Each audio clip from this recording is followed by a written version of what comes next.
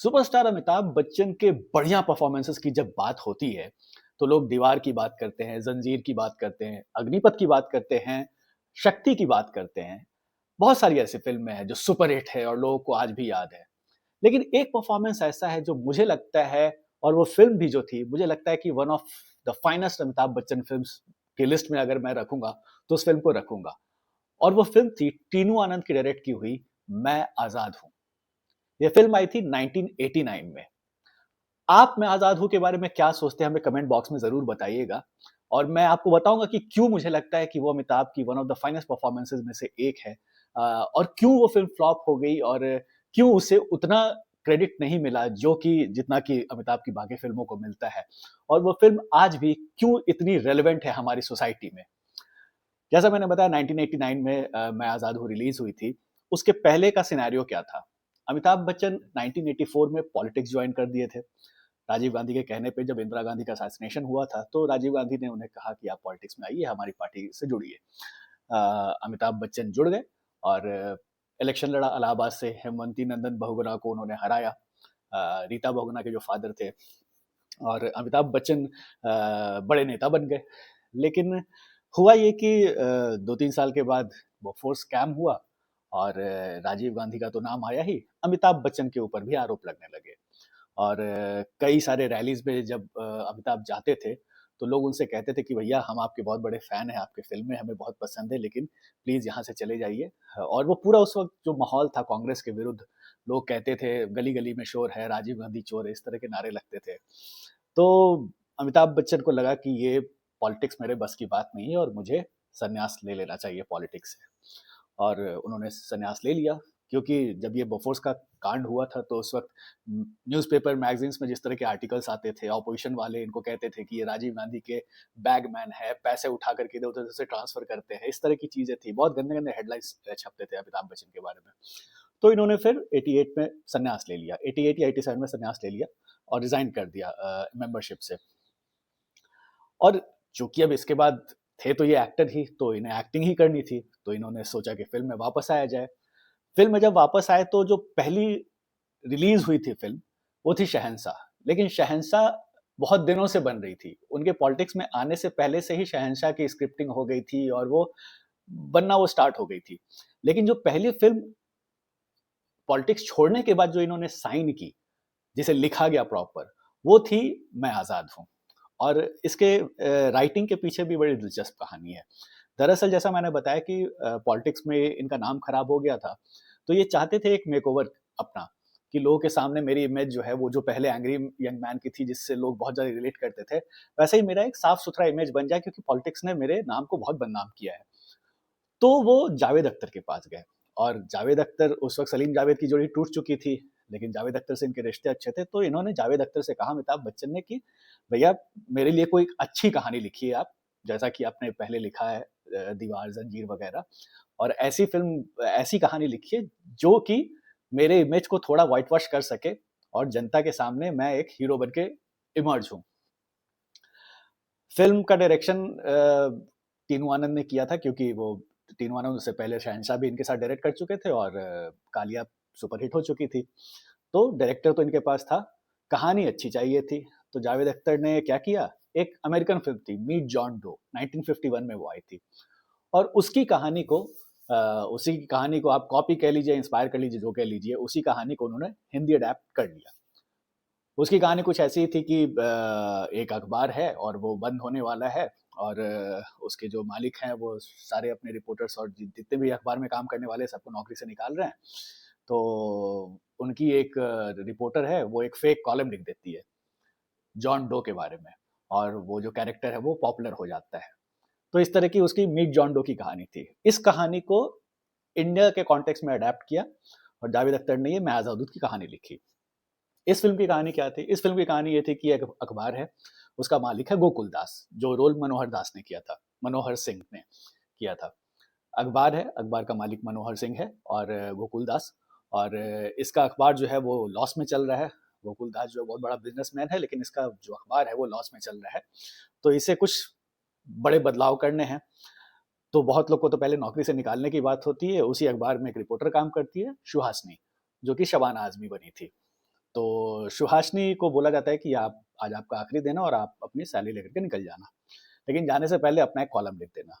तो जाने से पहले एक कॉलम लिखती है और उस कॉलम में ये लिखती है कि उसे किसी अनजान व्यक्ति, आज़ाद नाम के किसी व्यक्ति ने उन्हें एक चिट्ठी लिखी और वो उनका कहना है कि वो 26 जनवरी को एक पर्टिकुलर बिल्डिंग है, उस बिल्डिंग से कूद के वो अपनी जान दे देंगे। और ये खबर जो है, वो कॉलम जो है वो छप जाती है और अगले दिन ये अखबार बिकने लगता है खूब। एडिटर परेशान हो जाता है कि ये कौन है, ये आज़ाद, किसके बारे में तुमने कॉलम लिख दिया। तो शबानाज भी कहती है कि भाई ऐसा कोई आदमी है ही नहीं, मैंने तो बस ऐसे ही कहानी लिख दी, और देखिए मेरे इस कॉलम लिखने से पूरे मार्केट में आज आपके अखबार की धूम है। तो एडिटर जो मालिक होते हैं वो एडिटर को कॉल करते, तो एडिटर को बोलते कि रिपोर्टर को लेके मेरे कैबिन में आओ। फिर सुहासिनी जाती हैं और वो बताती हैं कि मैंने ऐसे ऐसे एक फेक स्टोरी लिख दिया है। और जो मालिक है गोकुल दास मनोहर सिंह, वो कहते हैं कि ये तो बड़ा अच्छा आइडिया है, अब एक काम करो, बिक्री हो रही है मेरे अखबार की, वायरल हो गया है आज़ाद का कैरेक्टर, तो अब ये कॉलम रोज छापो और हर दिन आज़ाद के बारे में एक कहानी हमारे अखबार में होनी चाहिए कि आज़ाद ने आज ये बोला, आज़ाद ने आज करप्शन के बारे में बोला, आज़ाद ने आज भूखमरी के बारे में बोला, आज़ाद ने आज अनएम्प्लॉयमेंट के बारे में बोला, और इस तरह से एक कैरेक्टर को हमारे अखबार का हीरो बना दो। और फिर ये सिलसिला सुने वो शुरू होने लगता है। गोकुल दास जो कि बिजनेसमैन है, तो वो चाहते हैं कि अखबार के जरिए, उनका भी पॉलिटिकल एम्बिशन है, वो चाहते हैं कि अखबार के जरिए, चूंकि मेरे अखबार में ये खबरें छप रही हैं तो लोगों को मेरे ऊपर विश्वास होगा और मैं भी पॉलिटिक्स में कदम रखूंगा। अंदर से वो बड़े, उनका एम्बिशन है कि वो प्राइम मिनिस्टर बन जाएंगे, लेकिन उनको पता है कि भाई कहीं ना कभी तो भांडा फूट ही सकता है। लोग जब पूछेंगे कि आज़ाद आखिर कौन है, तो हम किसको लेकर के सामने आएंगे। तो उनका आइडिया होता है कि एक ऐसे आम आदमी को पकड़ के ले आया जाए जिसको कि इस शहर के लोग जानते नहीं हैं, और उसके सामने खड़ा कर दें कि भाई यही आज़ाद है। और शबाना आज़मी को वो बंदा मिल जाता है, और वो बंदे होते हैं अमिताभ बच्चन, कि वो जिस शहर में ये अखबार है, उस शहर में एक दिन अमिताभ बच्चन घूमते फिरते पहुंचते हैं, रास्ते पे मिलते हैं शबाना आज़मी को, और उनको ये उठा करके अखबार के ऑफिस ले आती हैं। उसके बाद एक स्पीच दे देती हैं कि ये स्पीच तुम एक ऑडिटोरियम में बोल दो लोगों के सामने। और वो चूंकि गरीब है, अनएम्प्लॉयड है, तो वो लगता है स्पीच ही तो बोलना है, क्या जरूरत है, तो वो स्पीच बोल देता है जा करके। और उसके स्पीच में इतना दम होता है कि उस स्पीच को सुनने आए जो लोग होते हैं वो उसे सच मानने लगते हैं और आज़ाद को अपना मसीहा समझ लेते हैं। आज़ाद भी परेशान होता है कि मैंने तो बस एक स्पीच दिया था, सब मेरे मेरे को भगवान की तरह क्यों ट्रीट कर रहे हैं। और धीरे धीरे वही आइडियल्स जो आज़ाद में थे, वो अमिताभ बच्चन का जो कैरेक्टर है, जो कॉलम में जो कैरेक्टर था, उस आइडल को असली जिंदगी का जो आज़ाद है अमिताभ बच्चन, वो अपनाने लगता है। और धीरे धीरे फिर वो वाकई में करप्शन को एक्सपोज करने लगता है, उसके ऊपर उसके खिलाफ आवाज उठाने लगता है।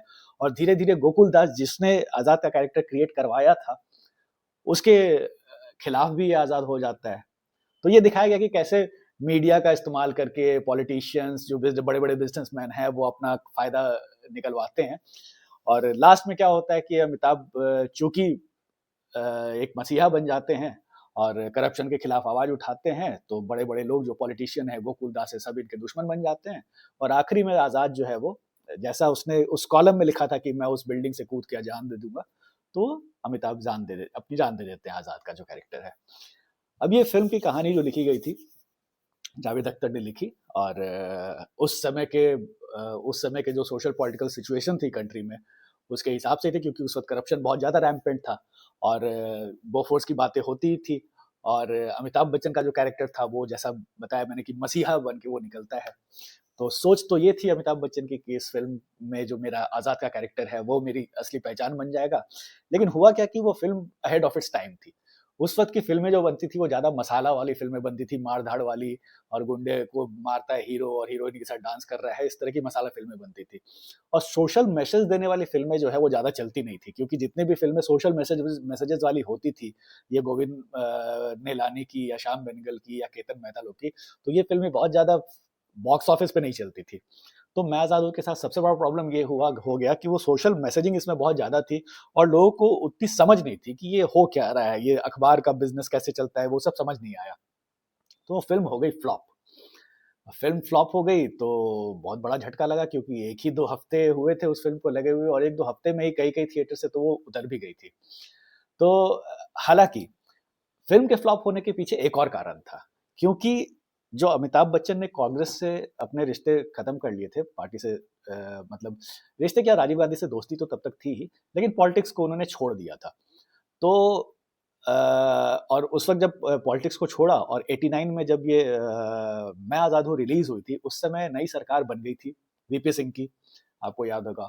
और वीपी सिंह की गवर्नमेंट ने मीट जॉन डो को दूरदर्शन पे टेलीकास्ट कर दिया था। और वो टेलीकास्ट करने के बाद एक नैरेटिव भी फैला दिया कि अमिताभ बच्चन इस फ़िल्म से, एक कॉपीड फ़िल्म के ज़रिए अपनी इमेज सुधारने की कोशिश कर रहे हैं। और चूँकि मीट जॉन डो दूरदर्शन पे आ गई, बहुत लोगों ने वो देख लिया, तो बहुत लोग थिएटर भी नहीं गए देखने के लिए। तो उसके पीछे ये कारण था।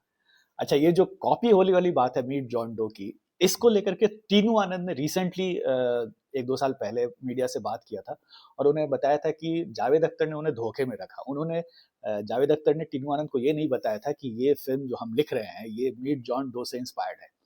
और उनको धोखे में रखा गया था। इन्होंने तो फ़िल्म बना दी, इन्हें लगा कि कुछ अच्छी फ़िल्म बन रही है। लेकिन चूँकि दूरदर्शन पे मीट जॉन डो आ गई और सबने देख लिया टीवी पे, तो मैं आज़ाद हूँ देखने कौन ही आएगा? ऊपर से मैं आज़ाद हूँ का जो सब्जेक्ट भी था, वो उस समय के जिस जैसी मसाला फ़िल्में बनती थी, वैसी थी नहीं और गाने भी नहीं थे। एक ही गाना था, कितने बाज़ू कितने सर, दिल ले दुश्मन जान से। तो लोगों को पसंद नहीं आया और फ़िल्म हो गई फ्लॉप।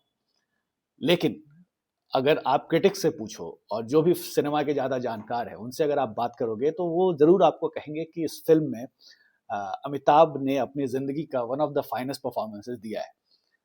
फ़िल्म में कई ऐसे सीन्स हैं जो कि अमिताभ के रियल लाइफ़ एक्सपीरियंस से इंस्पायर्ड थे। एक सीन मैं आपको बताता हूँ। उस फ़िल्म में एक सीन है जहाँ पे एक एक गाँव में जहाँ पे ये जो गन्ना किसान जो है, ये लोगों ने आंदोलन किया है। तो वहाँ पे उस एरिया में किसी मीटिंग पब्लिक मीटिंग में अमिताभ गए हुए हैं और वहाँ पे कोई उन्हें एक ग्लास पानी देता है पीने के लिए और वो पानी जो है वो गंदा होता है और वो जब सीएम से मिलते हैं तो बताते हैं कि 40 साल में आप अगर इंसान को एक ग्लास पानी नहीं दे सकते तो आप क्या कर सकते हैं। तो ये दरअसल ये इंसिडेंट एक्चुअली में अमिताभ के साथ हुआ था क्योंकि जब वो कांग्रेस में थे और वो एक रैली में गए थे तो वहां पे गाँव वालों ने उन्हें एक ग्लास पानी दिया था और वो बहुत ही गंदा पानी था और जब पूछा कि आप लोग ये पानी क्यों पी रहे हैं? तो कहा कि हमारे गाँव में तो यही पानी आता है। तो इस सीन को उन्होंने मैं आज़ाद हूँ में रखा। फिर एक एक और इंसिडेंट मैं आपको बताता हूँ। कांग्रेस में ही जब राजीव गांधी एक बार उड़ीसा के किसी रैली में गए थे और वहाँ पे पब्लिक रैली में राजीव गांधी ने कह दिया था कि सेंटर से जो पैसा रिलीज़ होता है, वो लोगों तक पहुँचते-पहुँचते ₹1 अगर सेंटर देती है, तो लोगों को सिर्फ़ 15 पैसे पहुँचते हैं, क्योंकि बीच के 85 पैसे जो हैं वो बिचौलिए खा जाते हैं। इस राजीव गांधी के स्टेटमेंट को फ़िल्म में अमिताभ बच्चन ने यूज़ किया। जब आज़ाद सीएम से मिलता है तो वो बताता है कि जो आपके दफ्तर पे बैठे हुए बिचौलिए हैं, वो लोगों तक जाने वाला पैसा खा जाते हैं और लोगों के पास आपके जो वेलफेयर फंड्स हैं, उनके रकम वैसे ही मिलते हैं जैसे छन्नी में से छना हुआ पानी मिलता है, सब कुछ खत्म हो चुका होता है। ये जो सीन अगर आपने नहीं देखा है तो आप ये फ़िल्म इनफैक्ट आपको देखनी ही चाहिए। क्योंकि बहुत ही सोशली बहुत रेलेवेंट फ़िल्म है। जैसे आज की डेट में जैसे कितने मीडिया पे सवाल उठते हैं कि मीडिया तो कॉर्पोरेट हाउसेस की या गवर्नमेंट की कठपुतली है। तो ये सारी चीज़ें कोई नई बात नहीं है, ये पहले भी होता था। और मैं आज़ाद हूँ में अगर आप देखोगे जो गोकुल दास है, जो अखबार का मालिक है, वो बिज़नेसमैन है और वो कैसे उस अपने फ़ायदे के लिए ही अखबार की खबरों को वैसे ही खबरें चलाता है जो कि उसके इमेज को सुधार सके। पॉलिटिशियंस के साथ वो साठ-गांठ करता है और पॉलिटिशियंस कैसे अखबार को यूज़ करते हैं। तो ये सारे चीज़ जो एलिमेंट जो है ना, जो कि आज के पब्लिक डिस्कोर्स में बहुत ज़्यादा इसके बारे में बातें होती है, ये उस वक़्त मैं आज़ाद हूँ में दिखाई गई थी। और इसीलिए और मैंने जैसे कहा ना कि आज चूँकि हम लोग पॉलिटिकली बहुत ज़्यादा अवेयर हैं, उस समय लोगों के पास सोशल मीडिया नहीं था, कन्वर्सेशन ज़्यादा नहीं था और अच्छी फ़िल्मों का उस वक़्त ऑडियंस के पास भी टेस्ट नहीं था। तो इस वजह से वो फ़िल्म फ्लॉप हो गई। लेकिन आप इस फ़िल्म को ज़रूर देखना। पूरे फ़िल्म में अमिताभ ने एक ही कॉस्ट्यूम पहना हुआ है और बहुत ही बेहतरीन काम किया है। शबाना आज़मी और अमिताभ बच्चन पहली बार एक साथ थे। Opposite in the sense romantic song तो नहीं थे इन दोनों के बीच में, लेकिन अमिताभ और शबाना का ये एक साथ पहले ये दोनों परवरिश और उसमें अमर अकबर एंथनी में थे भी, लेकिन जो शबाना आज़मी थी वो विनोद खन्ना के ऑपोज़िट थी। तो इसमें पहली बार अमिताभ और शबाना एक साथ हैं और मनोहर सिंह ने बहुत अच्छा काम किया है गोकुल दास के रोल में। अनुपम खेर भी हैं, बहुत सारे टीवी आर्टिस्ट भी आपको दिखेंगे, राजा बुंडेला हैं और ऐसे बहुत सारे जॉनी लीवर एक दो छोटे रोल में दिख जाएँगे, अनु कपूर दिख जाएँगे आपको। फ़िल्म की कहानी बहुत अच्छी है और फ़िल्म क परफ़ॉर्मेंस जैसा मैंने कहा कि सबका ही बहुत ही बेहतरीन था। अगर आपने नहीं देखी है मैं आज़ाद हूँ, तो आप ये फ़िल्म ज़रूर देखिए और देखने के बाद मुझे कमेंट करके ज़रूर बताइएगा कि आपको अमिताभ का परफ़ॉर्मेंस कैसा लगा और बाकी जितनी भी हिट फ़िल्मों की बात हमने की स्टार्टिंग में दीवार, शक्ति, ज़ंजीर, उन सब को अगर आप कंपेयर करो मैं आज़ाद हूँ के परफ़ॉर्मेंस से तो आपको वो कैसा लगता है? और क्या आपको भी मैं आज़ाद हूँ उतनी ही रिलेवेंट लगती है या नहीं लगती? ये प्लीज़ हमें कमेंट में ज़रूर बताइएगा और अगर कुछ इंटरेस्टिंग स्टोरी आपके पास भी है मैं आज़ाद हूँ से रिलेटेड, मैंने तो ये फ़िल्म वीसीआर पे देखी थी बचपन में। हालाँकि आज तो आप यूट्यूब पे फ्री में देख सकते हो, तो अगर आप देखो और उससे फ़िल्म से जुड़ी अगर कोई भी इंटरेस्टिंग बात आपको भी पता है या मेरे से अगर कुछ बताने में गलती हो गई तो प्लीज़ मुझे कमेंट बॉक्स में ज़रूर लिखिएगा। थैंक्स फॉर वॉचिंग, फिर आएँगे नए वीडियो के साथ और प्लीज़ चैनल को सब्सक्राइब करना मत भूलिए।